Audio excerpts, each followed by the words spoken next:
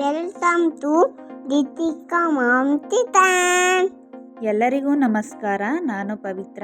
ಇವತ್ತಿನ recipe fish ಕಬಾಬ್ ಮಾಡೋದು ಹೇಗೆ ನೋಡೋಣ. ಅದಕ್ಕೂ ಮುಂಚೆ ಯಾರೆಲ್ಲ ನಮ್ಮ ಚಾನಲ್ನ ಹೊಸದಾಗಿ ನೋಡ್ತಾ ಇದ್ದೀರಾ ಪ್ಲೀಸ್ ಇವಾಗಲೇ ಸಬ್ಸ್ಕ್ರೈಬ್ ಮಾಡ್ಕೊಳ್ಳಿ, ಬೆಲ್ ಬಟನ್ನ ಕ್ಲಿಕ್ ಮಾಡೋದನ್ನ ಮರಿಬೇಡಿ. ಬನ್ನಿ ಈಗ ಹೇಗೆ ಮಾಡೋದು ಅಂತ ನೋಡೋಣ. ಒಂದು ಪ್ಲೇಟ್ ಇಟ್ಕೊಂಡಿದ್ದೀನಿ, ಅದಕ್ಕೆ ಒಂದು ಅರ್ಧ ಸ್ಪೂನಷ್ಟು ಉಪ್ಪನ್ನು ಸೇರಿಸ್ಕೊತಾ ಇದ್ದೀನಿ. 2 ಟೇಬಲ್ ಸ್ಪೂನಷ್ಟು ಅಚ್ಕಾರದ ಪುಡಿನ ಹಾಕೋತಾ ಇದ್ದೀನಿ.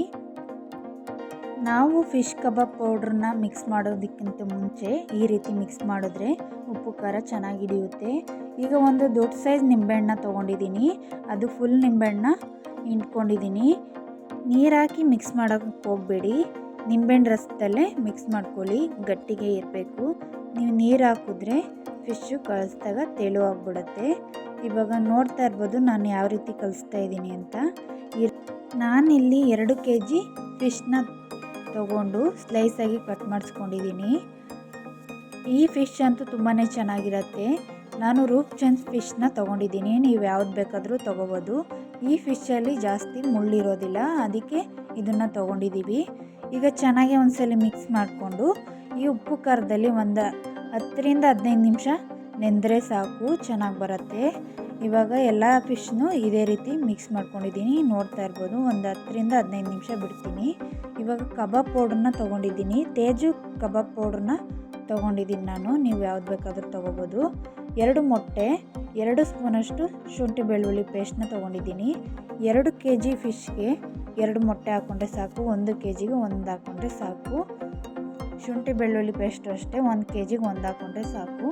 ಈಗ ಮೊಟ್ಟೆ, ಶುಂಠಿ ಬೆಳ್ಳುಳ್ಳಿ ಪೇಸ್ಟ್ ಎರಡನ್ನೂ ಹಾಕೋತಾ ಇದ್ದೀನಿ. ಫಿಶ್ ಕಬಾಬ್ ಪೌಡ್ರನ್ನ ನಾನು 4 ತೊಗೊಂಡಿದ್ದೀನಿ. 1 kgಗೆ 2 ಫಿಶ್ ಕಬಾಬ್ ಪೌಡ್ರನ್ನ ಹಾಕಬೇಕು, ಅರ್ಧ kgಗೆ 1 ಹಾಕಬೇಕು. ಅದೇ ರೀತಿ ನಾನು 2 kgಗೆ 4ನ ತೊಗೊಂಡಿದ್ದೀನಿ. ಇವಾಗ ಫಿಶ್ ಕಬಾಬ್ ಪೌಡ್ರನ್ನು ಹಾಕ್ಕೊಂಡಿದ್ದಾಗಿದೆ. ಚೆನ್ನಾಗಿ ಒಂದ್ಸಲ ಮಿಕ್ಸ್ ಮಾಡ್ಕೋಬೇಕು. ಫಿಶ್ ಕಬಾಬ್ ಅಂತೂ ತುಂಬಾ ಚೆನ್ನಾಗಿ ಬರುತ್ತೆ. ನೀವು ಈ ರೀತಿ ಒಂದ್ಸಲ ಟ್ರೈ ಮಾಡಿ, ಹೇಗೆ ಬಂತು ಅಂತ ನನಗೆ ಕಮೆಂಟ್ಸ್ನಲ್ಲಿ ತಿಳಿಸಿ. ಮಧ್ಯೆ ಮಧ್ಯೆ ಯಾರು ವಿಡಿಯೋನ ಸ್ಕಿಪ್ ಮಾಡಬೇಡಿ, ಕೊನೆವರೆಗೂ ಫುಲ್ ವಿಡಿಯೋ ನೋಡಿ.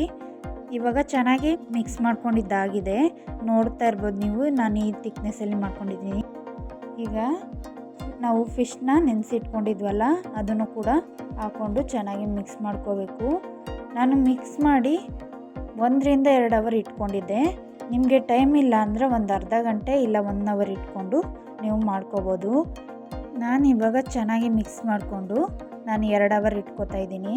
ನನಗೆ ಟೈಮ್ ಇರೋದ್ರಿಂದ 2 ಅವರ್ ಇಟ್ಟಿದ್ದೆ, ನೀವು ಬೇಕಾದರೆ ಬೇಗ ಮಾಡ್ಕೋಬೋದು. ಇವಾಗ ಚೆನ್ನಾಗಿ ಮಿಕ್ಸ್ ಆಗಿದೆ.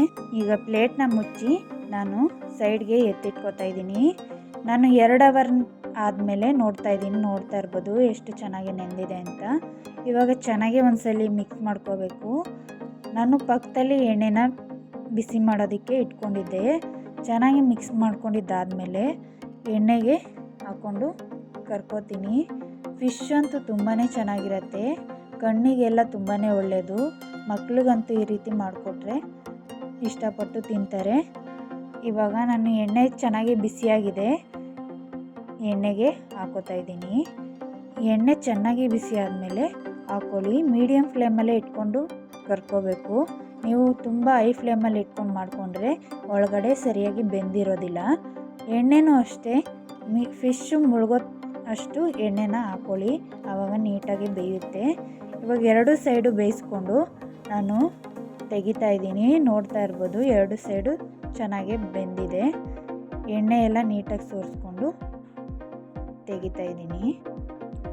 ನಿಮಗೆ ಯಾವುದಾದ್ರೂ ಇದೇ ರೀತಿ ಹೊಸ ರೆಸಿಪಿ ಬೇಕು ಅಂದರೆ ಕಮೆಂಟ್ಸ್ನಲ್ಲಿ ತಿಳಿಸಿ, ಆದಷ್ಟು ಬೇಗ ಅಪ್ಲೋಡ್ ಮಾಡ್ತೀವಿ. ಈಗ ಫಿಶ್ಶು ರೆಡಿಯಾಗಿದೆ, ನಾನು ಪ್ಲೇಟ್ಗೆ ಸರ್ವ್ ಮಾಡ್ಕೊತಾ ಇದ್ದೀನಿ. ನಿಂಬೆಹಣ್ಣು ಮತ್ತು ಈರುಳ್ಳಿ ಜೊತೆ ಸರ್ವ್ ಮಾಡ್ಕೊಂಡಿದ್ದೀನಿ, ತುಂಬಾ ಚೆನ್ನಾಗಿರುತ್ತೆ.